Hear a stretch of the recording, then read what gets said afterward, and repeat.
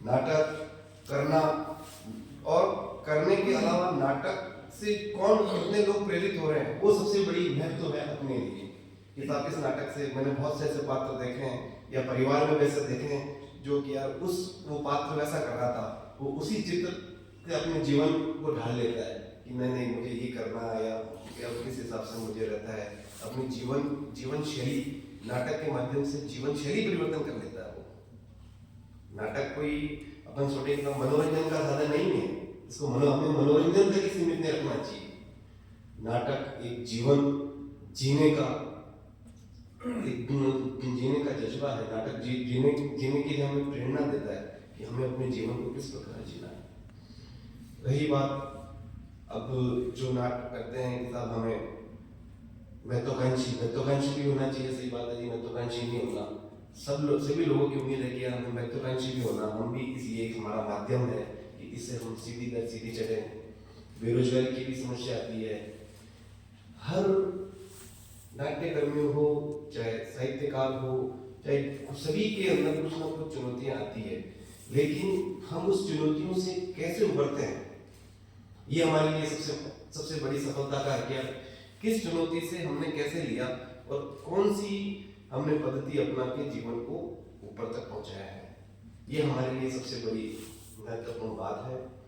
और राजस्थान साहित्य अकेडमी में सब आप बता रहे कि हम नाट्य विधा में भी लेखन कार्यक्रम करवाते हैं और आप भी हमें प्रपोजल दीजिए तो बिल्कुल हम जो भी है छोटा मोटा जो भी हमसे सहयोग रहेगा उसका हम आपके लिए करवाएंगे। और बहुत बहुत आभार है आप सभी का, आभार, धन्यवाद। बहुत बहुत धन्यवाद प्रसन्न जी। और जैसा कि पहले हमारे बीच निर्देशक थे, लेखक बोले और फिर हमारे साथ साहित्य के जो रिप्रेजेंटेटिव है उन्होंने बताया, मुझे लग रहा है इट्स अ विशियस साइकिल। आप कह रहे हैं कि आपके पास राइटर्स नहीं आते हैं और वहाँ पे कह रहे हैं कि गवर्नमेंट का सपोर्ट नहीं, तो कहीं ना कुछ सिस्टम में फॉल्ट है जिसे हम सबको मिलकर ढूंढना होगा और उस पर काम करना होगा। और हमारे बीच में दिनेश जी कोठारी साहब हैं, तो अगर आप मंच पे आके अपनी कुछ बात करना चाहें तो आपका बहुत बहुत स्वागत है।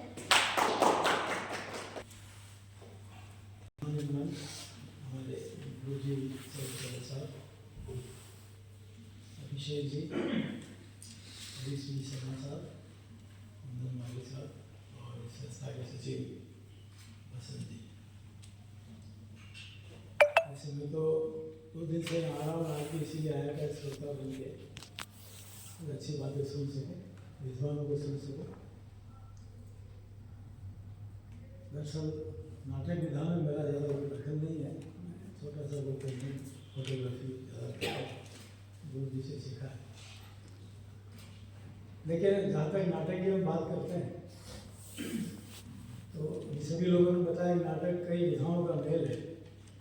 एक विधा भी अपना आप बहुत कठिन होती है, पेंटिंग भी करना है, म्यूजिक भी ऐसा है, जब ये सारी विधाएँ एक हो जाती तो कितना कठिन ये विधा बन जाती है। उसको निभाना, उसको लोगों के बीच लेके जाना। 2 दिन से मैं नाटक देख रहा था, इतना अच्छा लगा है। पहले दिन धर्मवीर जी भारती के इसके ऊपर था, तो इलाहाबाद की टीम ने किया, दूसरे दिन लालबाल साहब बैठे। इतना अच्छा अभिनय, विदेशी कथानक था लेकिन दिल को छू गया। जहाँ तक नाटक की बात है वो हमारे से जुड़ा हुआ, कोई भी कला है, हर एक आदमी कला लेकर पैदा होता है, लेकिन होता यह है कि हम लोग अपने बच्चों में जो कला होती है उसको कमर्शलाइज कर देते हैं। बच्चों को पहले कहते थे डॉक्टर बनना है, इंजीनियर बनना है, कलाकार नहीं बनना है, तो हम कला को वहीं खत्म कर देते हैं। अगर किसी को मौका मिल जाता छोटा बड़ा तो उसमें से कलाकार उभर के आते हैं। रंगमंच का जहाँ तक सवाल है, हम एक ऐसे एरिया में रहते हैं जहाँ विश्व का सबसे समृद्ध नृत्य नाट्य गौरी, मैंने भी इतने नाटक देखे हैं, इतना पढ़ा है, हालांकि इसमें ज़्यादा दखल नहीं, लेकिन इससे रिच मैंने कोई नृत्य नाट्य नहीं देखा। ये सिर्फ नाटक ही नहीं, ये इतिहास भी है हमारा। इसमें जो कथाएं हैं उनको जानने की जरूरत है। और आप देखिए वो कौन लोग करते हैं कि उन्हें तो पढ़े लिखे हैं, मैं ये कोई लिखा हुआ मिलता है, ये पारंपरिक है। एक ऐसे समाज में जिसमें पढ़े लिखे लोग नहीं हैं, और ये गौरी की लिखी भी नहीं थी। बिहार के वर्षों में महेंद्र भानवा साहब और हमारे कई साहित्यकारों ने इस पर काम किया और इसको लिखा, इसके बारे में बहुत सारी जानकारी हैं, लोगों की तक पहुँचाई। लेकिन उसके पहले बिल्कुल गाँव में आदिवासी लोगों के बीच सदियों से ये चल रहा है। और उसमें अगर आप अंदर तक जाएंगे तो आप पाएंगे वो हमारा एरिया का, जाति का नहीं, हमारे एरिया का, हमारा सबका इतिहास इसके अंदर साथ है। और नए नए कथानक को जोड़ लेते हैं। मैं बता रहा हूँ आपको, मैं जब पढ़ता था, इमरजेंसी लगी हुई थी और परिवार कल्याण में बड़ी जोर आजमाइश है, तो गौरी वालों ने वो प्रयास उसमें जोड़ दिया और उसको मैंने देखा है। तो ये एक ऐसी चीज़ है, कला है, इसको बिल्कुल लोग ग्रहण कर लेते हैं अपना, ये इसकी खासियत है।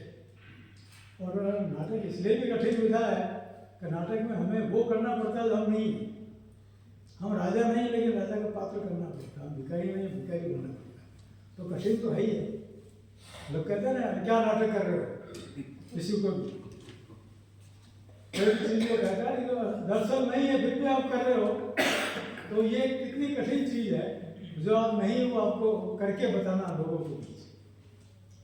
और दूसरा ये कि 2 दिन से मैं भी देख रहा था, उपस्थिति कम है, जैसे रूप से समाज में उपस्थिति बहुत कम है, नाटक में उपस्थिति अच्छी है। तो नाटक ऐसी विधा है या कोई भी कला की विधा है, उसको लोगों के बीच लेके जाना, इसका सबसे अच्छा उदाहरण है गौरी। उसके लिए न तो कोई श्रोता बुलाया जाता है, न कुछ है, लेकिन वो कोई प्रतिष्ठान उसके साथ नहीं है, सरकार उसके साथ नहीं है, कोई प्रोत्साहित नहीं है उसको। लेकिन आप देखिए गाँवों में किस तरह होता है कि गौरी का नृत्य होता है, वो दिन भर चलता है, उसका एक एक आदमी जिस मोहल्ले में होता है उसके घर पे सबको खाना खाने जाता है और बड़े प्रेम से, बड़े मनोयोग से लोग उसको खाना खिलाते हैं। मतलब कितना जुड़ाव है लोगों का,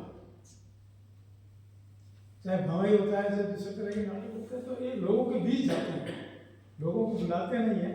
तो मुझे लगता है कि रंगमंच को भी अगर अधिक लोकप्रिय होना तो लोगों के बीच जाना चाहिए, इस तरह के प्रयास करने चाहिए। जैसे सुनील कर रहा है, अभी अकेला मेरे को लगता है 1 साल पहले मेरे से मिला था, 1 साल पहले की बात होगी सर, तो मुझे इस तरह 18 मैं जब CCRT में मिला था तो स्कूलों में बहुत अच्छा नाटक इन्होंने किए, हमने इनसे करवाए थे और बहुत समय से कह रहे हैं किस तरह का मुझे करना है।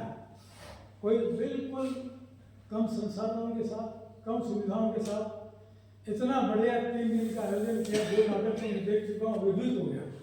और आज भी मुझे लगता है 200 मिनट का नाटक देखेंगे तो। और सबसे बड़ी बात उदयपुर के लिए मैं कहना चाहूँगा, तो उदयपुर में इतने बढ़िया बढ़िया आयोजन होते हैं फ्री ऑफ कॉस्ट।